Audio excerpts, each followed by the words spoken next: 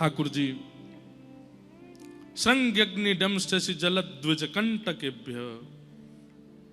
द्विज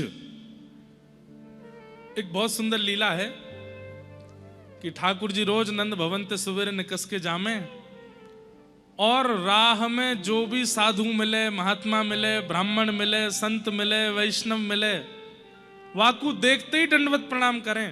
और ठाकुर जी को दंडवत कर तो देख सबके मन पिघल जाए, अरे नेक्सस लाला कैसी लोट रो है जमीन में, अरे लाला ऐसे दंडवत ना करे करें, तू काय को दंडवत कर रहा है। तो ठाकुर जी कहें आप यहां डोल रहे हो, मैं तो सवेरे तो ढूंढ रहा हूं वहां पे। और ये बात ठाकुर जी सबसे कहते हैं जितने मिलते हैं, कोई जान पहचान नहीं है। गोकुल में गलती से कोई वैष्णव आ जाए, ठाकुर जी उसको दंडवत प्रणाम करते हैं और कहें मैं तो सवेरे ते आप पे ढूंढ रहा हूं, मोए लाला मोए तू मोए जाने, मैं ना जानू, मेरे बाबा जाने आपको, नंद बाबा जाने। अच्छा नंद बाबा कैसे जाने मो, अब जी तो उनते ही पूछ लियो कैसे जाने, वो जाने यहाँ पे। बोले अच्छा फिर, बोले आप कहीं बाहर ते आए हो ना, बोले हाँ लाला हम हरिद्वार ते आ रहे हैं।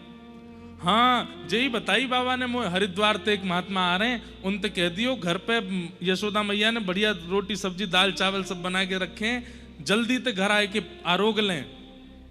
अरे भैया यशोदा मैया नंद बाबा ने मेरे काजे प्रसादी बने, बोले हम बे जल्दी जाओ। ऐसे करते करते महाराज शाम तक 200 संत महापुरुष वैष्णवों को भेज देते हैं ठाकुर जी घर। और यशोदा मैया का स्वभाव कैसा है, द्वार पे कोई भी आवे कहां से पधार, अरे लाला मिले थे, मैं वही हूं हरिद्वार वाला जिसको आप सुबह से ढूंढ रहे हैं। अच्छा अच्छा, अब वो झूठ कैसे बोलें कि हमारो लाला झूठ बोल गो है। आइए विराजी, बोले वो प्रसादी पवा दो जल्दी से। यशोदा मैया फिर रसोई में जावे, नयो आटो माड़े सब्जी, आन दयादारी के शाम को बताऊंगी। और जाए के पवा में, इतने में दूसरे संत आ जाए, उन्हें पवा में सबन, अच्छा पवाने के बाद दक्षिणा दो नहीं तो फिर भोजन कैसा, सबको दक्षिणा देते हैं। शाम को ठाकुर जी आते हैं, यशोदा मैया बैठी है, अरे लाला इतकुआ। ठाकुर जी का हाँ मैया बता, ये तू कैसे कहा करे सवेरे जाए के सबरे संत महात्मा ने न्योता दे दे कि घर जाओ मैया इंतजार कर रही है। और यहां इतने महात्मा आ गए, सवेरे तो 200 महात्मा ने पवाए चुकी हूं भोजन।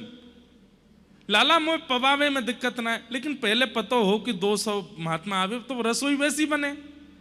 अब यहां 4 आदमी इनके काजे सब्जी बने और आज हमें 200, बार बार चूल्हो जलानो पड़े, काय को करे तू ऐसो। मैया तू मेरी बात मानेगी, बोले हाँ। देख मैया 2 कारण, बोले कैसे, बोले पहलो कारण मैंने एक कथा में सुनी, घर में जितनो धन है वह धन को कैसे भी करके व्यय करना चाहिए सेवा में। मुझे ऐसा लगे नंद बाबा की इतनी संपत्ति है, यशोदा मैया की इतनी संपत्ति है, कहीं यह संपत्ति तो मेरी मति खराब नहीं है जाए, कहीं मैं बड़ा हूं मेरी मति खराब है तो, या हमारे अबई बालपन में ही मैया तो खूब दान करवाए दूं, तो मैं घर भेज दूं, बिन बताए तो रोटी बना बना के सबन ने पवाए दे, दान करे, बातें मैया भविष्य में मेरी मति ही सुंदर होएगी। मैया बोली लाला बात तो ज्ञान इनकी सी करे। हाँ मैया यही मारे मैं भेज दूं, ताकि अन्न दान, वस्त्र दान और धन दान ये हमारे नंद बाबा और यशोदा मैया को है तो रहेगा, धन शुद्ध होगा तो मैं भी पवित्र रह जाऊंगा। यशोदा मैया अच्छा दूसरा कारण कहा है लाला, तूने कही ना 2 बातें। ठाकुर जी बोले वो ना बताऊंगा, ना बतानी तो पड़ेगी लाला।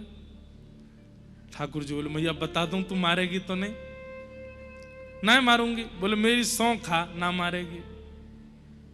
मैया बोली मैं ना मारूंगी तू बता ना। बोले पहले हाथ छोड़ मेरे ताकि मैं भाग सकूं।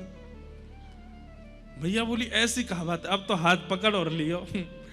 ठाकुर जी बोले मैया हाथ छोड़ दे मैं तुरंत बता दूंगा। मैया ने कहा ले छोड़ दी, अब बता।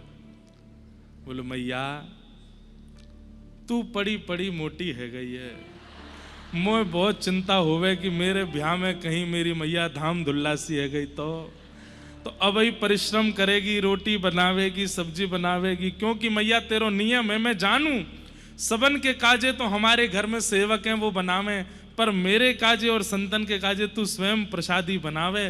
तो वह प्रसादी बनावे में श्रम होएगा, मेरी मैया स्वस्थ रहेगी, या हमारे संतान ने भेज दूं।